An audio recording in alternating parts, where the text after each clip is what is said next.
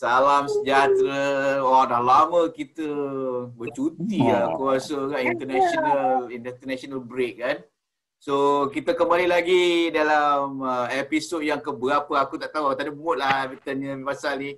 Dalam episod yang keberapa entah kalah ke menang, weh. Dengan panelis tetap kita, Abdullah, dengan anak dia.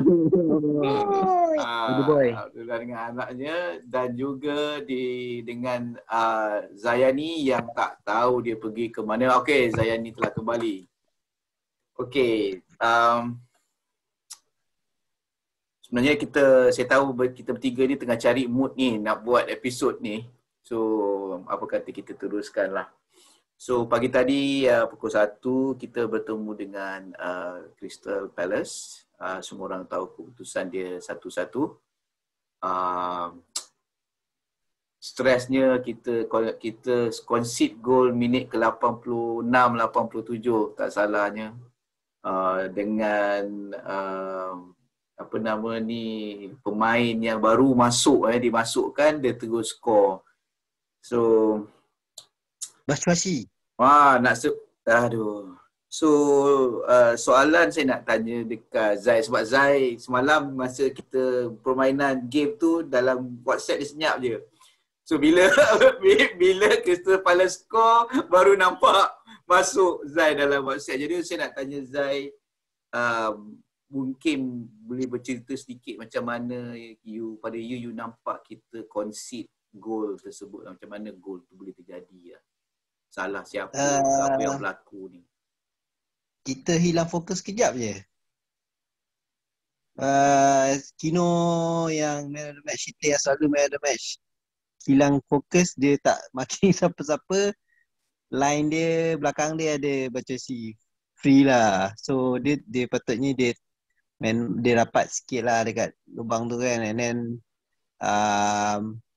even siapa yang baru ganti Coleman, siapa ganti Coleman? Ni apa ni? Ganti Coleman adalah apa ke namanya? Yang laju tu lah. Lupa.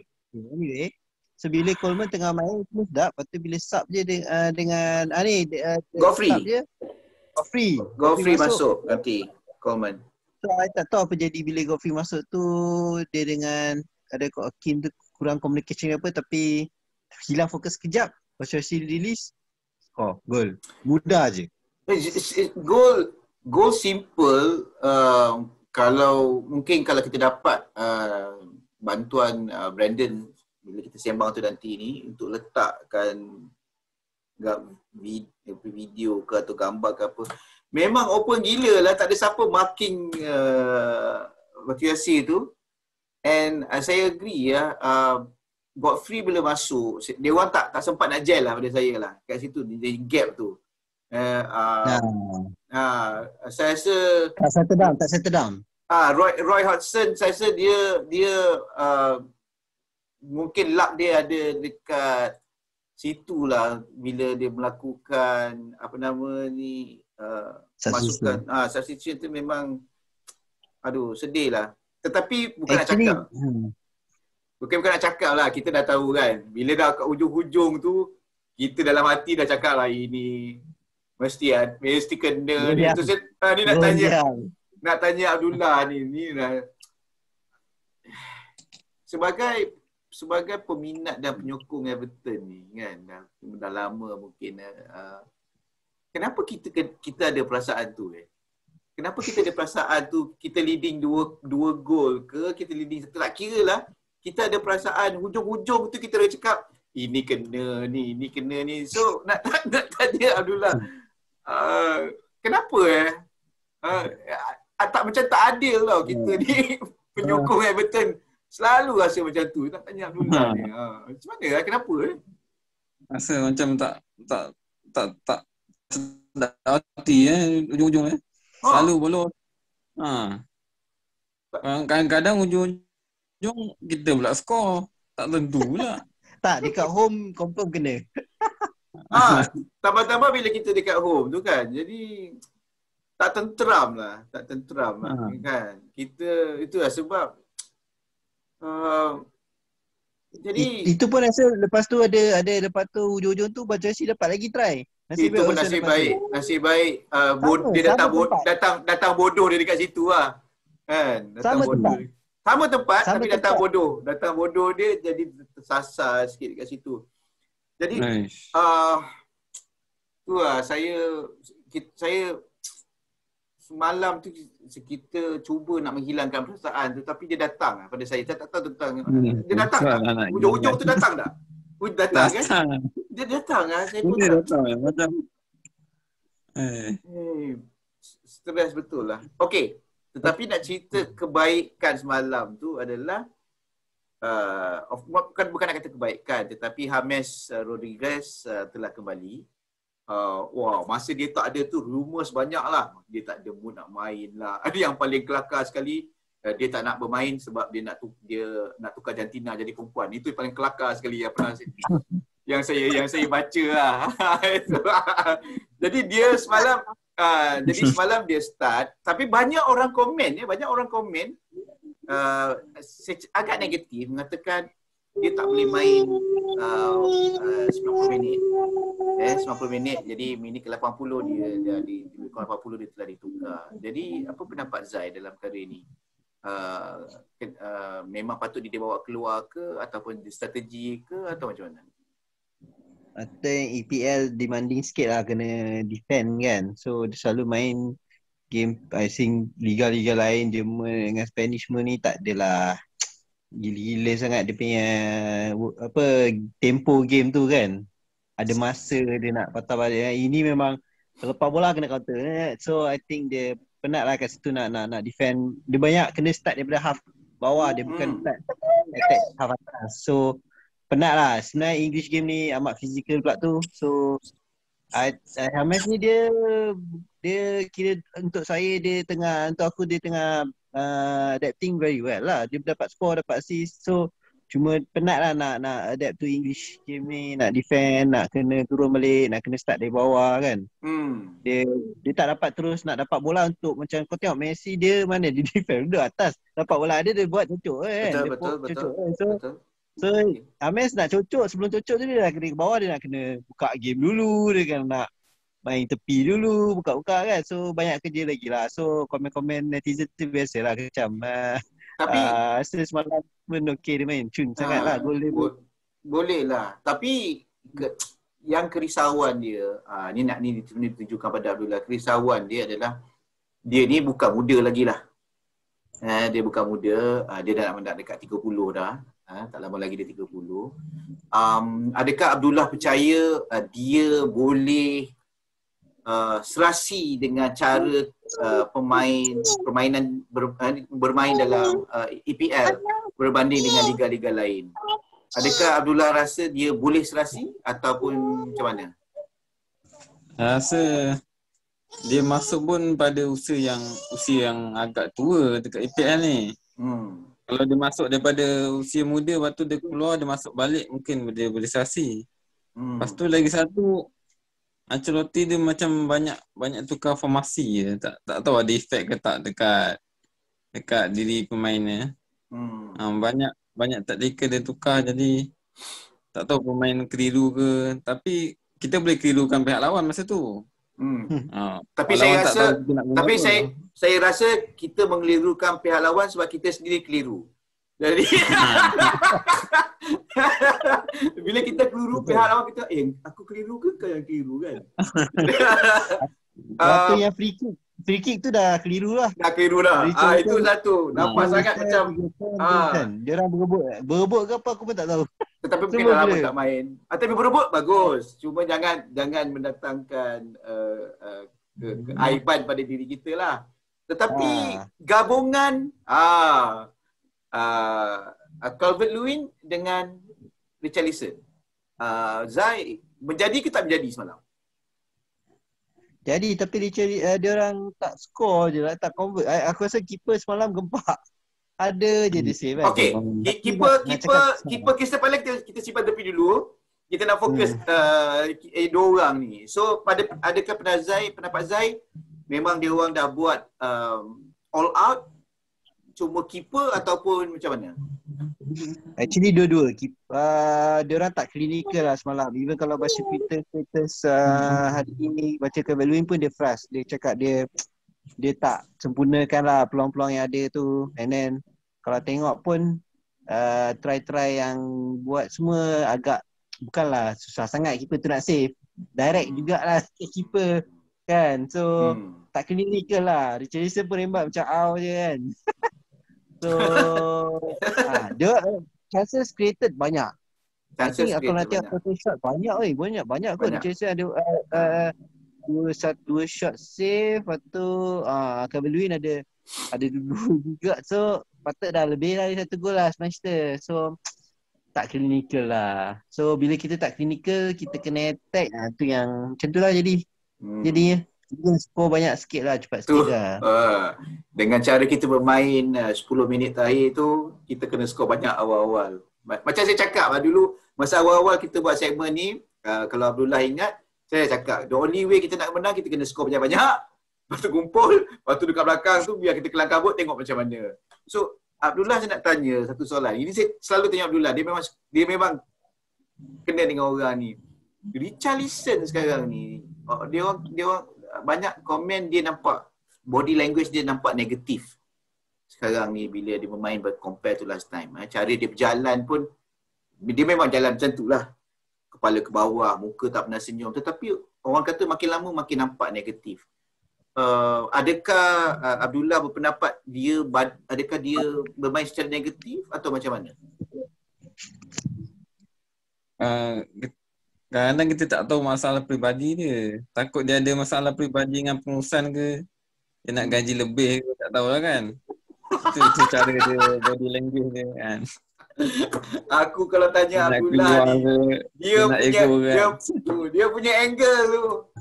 Tetapi sesungguhnya kalau bercerita tentang gaji pemain-pemain kat kuasa dekat Everton ni, kita ni sebenarnya tak baik, kita tak banyak bayar gaji, tetapi to a certain extent pembayaran gaji secara tim kita pun sebenarnya agak tinggi lah, antara yang tertinggi lah, memandangkan kita sekarang berada di top 8, top 6 dan sebagainya.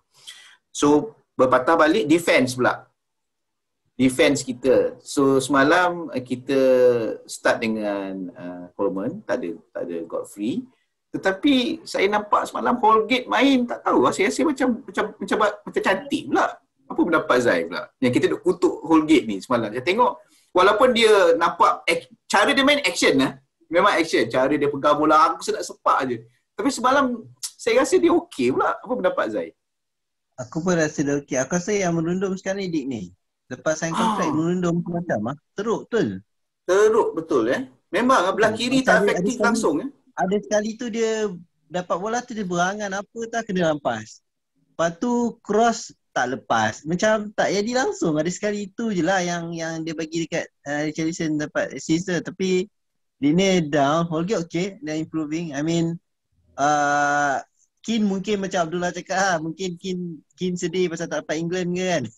Mungkin ada faktor-faktor faktor mental. Tahu kan? Kita tak tahu kan. Mental kan.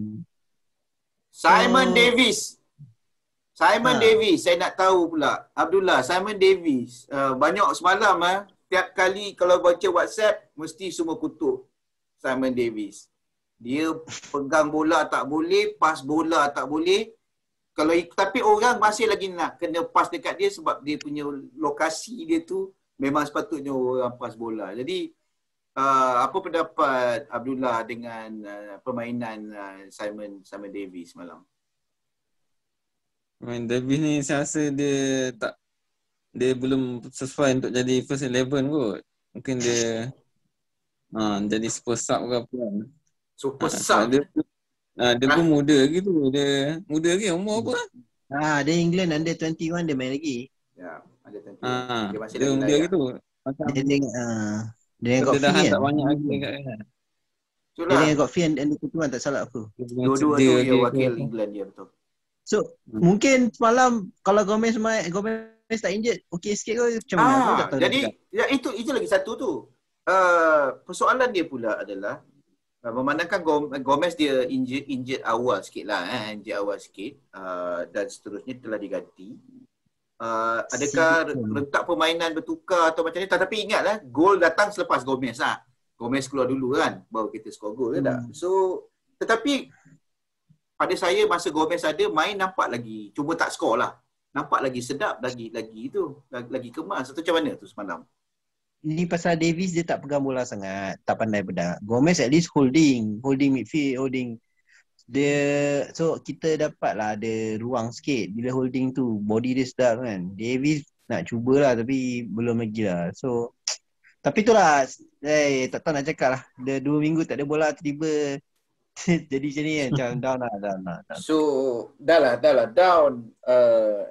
Sekarang ni walaupun kita masih ada lagi satu game in hand berbanding dengan tim-tim lain yang berada di atas kita, tetapi setiap kali perasan setiap kali tim atas dia sama ada kalah atau seri, kita buat tahi.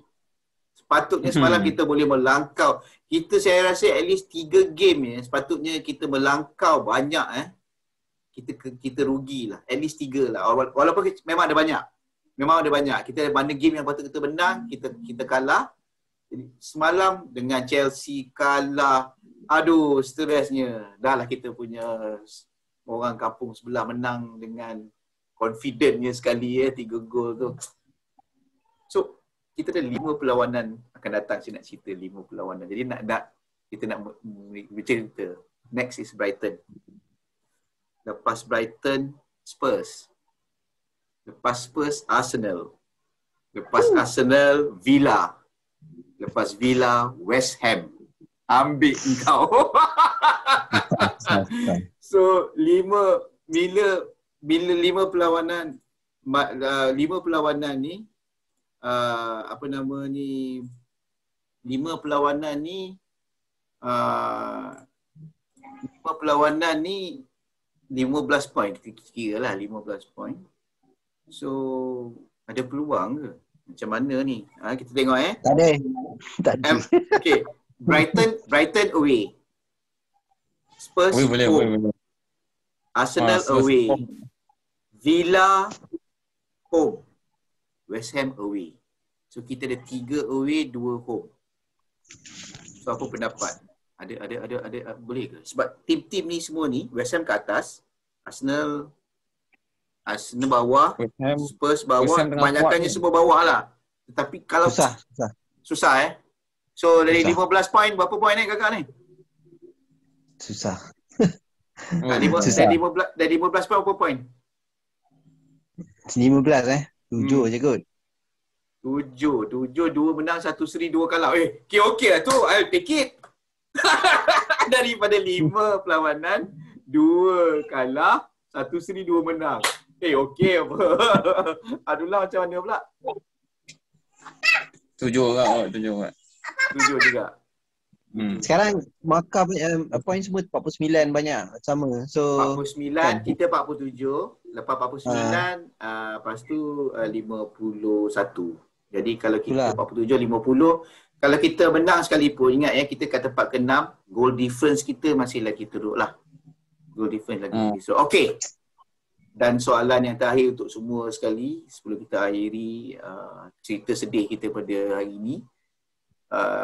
Terpaksa tanyalah walaupun Eropah apa cerita? Boleh tak kita at least tempat ke-6, tempat ke-5? Zai dah geleng kepala dah ni. Bukan kira sama ada kita layak atau tidak, tapi setakat ni lah nampak daripada game kita. Macam mana tu? Susah agak. Kena backup balik lah. Kena set balik tim ni, bagi build up balik lah. Belum ready lah untuk lepas. Tak boleh lagi lah. Adulah. Susah nak cakap, tapi rasa kalau ada suntikan semangat mungkin boleh kot. Tapi susah lah. Susah juga. Dia makin lama makin susah. Okey. Dulu dah dapat. Kalau tim bawah pun tak senang. Okay. Fair enough. Pada saya senang macam ni lah.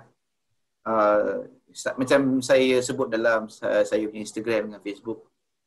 Walaupun saya rasa kita tak layak untuk pergi ke Europe, saya nak kita pergi ke Europe. Semata-mata sebab dah lama tak pergi Europe dan because Ancelotti is there. Kalau dia tak boleh buat sekarang, tahun depan kita boleh beli players, kita ada duit. Cik, kita ada duit, ya. Yeah?